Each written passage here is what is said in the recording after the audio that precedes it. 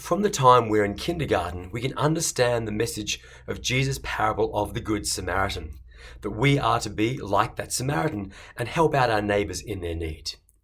But like so many of Jesus' parables, there are often additional layers and levels of meaning which we can reflect upon and draw deeper understanding. One of those comes from this book, Boundaries by Henry Cloud and John Townsend, one of the most important books I've ever read in terms of changing the way I live. The book begins with a retelling of that parable. It begins in the usual way. The traveller on his way to Jericho is beaten up on the road and the priest and the Levite pass him by. But then the Good Samaritan comes along, takes pity on the man, picks him up and takes him to an inn where he looks after him and bandages his wounds. But at that point, the authors then take a little diversion and say, and as the Good Samaritan prepares to leave, the injured man says, "No, don't go. You can't leave me.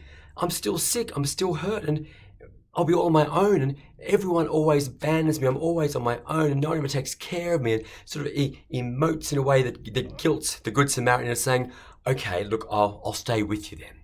So the Good Samaritan stays on for 2 more days and continues to tend to both the man's both physical and emotional wounds. 2 days later, there's a knock on the door of the inn, and a messenger comes in from Jericho saying, "You didn't turn up. You didn't buy the camels. The deal's off. We've sold them. And sorry, that's it. We're not doing business with you ever again." And the Samaritan then is distraught, saying, "Oh my goodness, I've blown the deal," and turns to the injured man and says, "This is all your fault. I'm stuck here because of you." And they end up in a huge fight, and both of them are unhappy. The authors use this as an example of boundaries. In the original parable, we hear the Good Samaritan goes to the man and cares for him, but then he knows he has to go and do his business. So he then says, "I'm sorry, I have to leave you now. I'm going to pay the innkeeper to look after you, and I'll come back on the way through and check in you."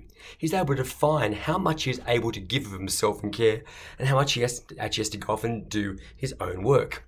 But the version I just read then was the distortion with a person with no boundaries who's unable to say no, who then gets guilted into helping beyond what they want to or even able to do, to negative consequences. I wonder if you've ever experienced a relationship like that, where you've been kind to someone and you feel like you give an inch and they take a mile. The point of this book of Boundaries is written from a Christian perspective, saying that the Christian life, Christian virtue and Christian love is a marathon, not a sprint. So we need strategies in place that allow us to be able to continue to love and serve and give without being so depleted that we simply give up and run away and stop trying.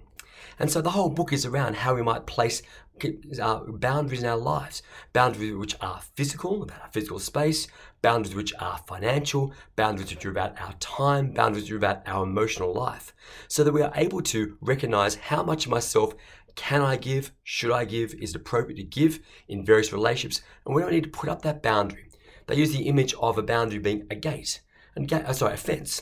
And fences are there to keep us safe and keep us in and others out, but they have gates. We can choose when to open up, let others in, let ourselves out, and close again safely. And so this idea of boundaries, I think, is actually really, really significant, because without some boundaries, we end up being taken advantage of again and again, and we end up being burnt out and used up and give up trying. But with correct and healthy boundaries, we're able then to continue to love and give and serve. Now, I think, though, boundaries can also be used in a selfish way. Say, "I'm sorry, no, I've got to care for myself. I can't give any more," in a way that actually is selfish and not Christ-like. And the real growth of our spiritual and virtue lives is that we grow in our capacity to give more and more of ourselves over time. The boundaries we might have at one stage in our life are able to be loosened or relaxed or moved further out as the years go on. And that, I think, happens for most people in 2 very particular ways: marriage and parenthood. That in marriage, you learn to give yourself to another person far more than you ever imagined you could. That when you've made that commitment that you are going to love them in good times and bad, and sickness and health, you stick with them. Even when it may become uncomfortable for you, you continue to give. And even more so in parenting. Of course, for so many years of your children's lives, you are always giving, receiving very little in return. And so your boundaries and your virtue and your capacity to give and love are continually stretched and grown open. And that's good. That's how God grows us into holiness in and through the vocations of marriage and parenthood. But when our children grow up and when others are adults around us, we might expect that they too might have some boundaries. And so we start to recognize that we can't give to our adult children perhaps in the same way that we might give to our very young children. We can't give to other mature age adults in the same way that we might to a child. And so we actually have to start to build up those correct boundaries again and build them into our relationships. I often think how many very poor romances and poor marriages might have been so different had there been good boundaries on the first date. Where if someone had said, look, no, I'm not going to accept you talking to me that way, or the way you're acting doesn't suit me, and either call them out or call halt very early in the relationship. So boundaries are important in all kinds of ways. For myself as a priest, this is a big challenge for me. I'm in a role as pastor where I am called to be a shepherd like Jesus is. Now, Jesus' capacity to give and love is infinite. Mine is so finite. So I'm always feeling challenged to try to give more of myself. And I recognize my own incapacity to give as much of myself as Jesus would ask me to. And so I've got to continue to grow. I try things out, some things work, some things don't. One very clear boundary I have, many of you might know about, is that I don't give my mobile phone number out to parishioners because I don't want every single person to phone me all the time. I rather things work through a parish office where there's a structure. The messages will get to me absolutely and I'll return the calls, but if I get them at all hours of the day or night, I may not be able to respond in an appropriate way. So for me, that's a simple boundary. Who do I give access to my phone to or not? That's my example anyway. I hope as I continue to grow, I have many years of growing ahead of me still, that I might increase my capacity to love. I might be able to relax that boundary further, but I'm not there yet.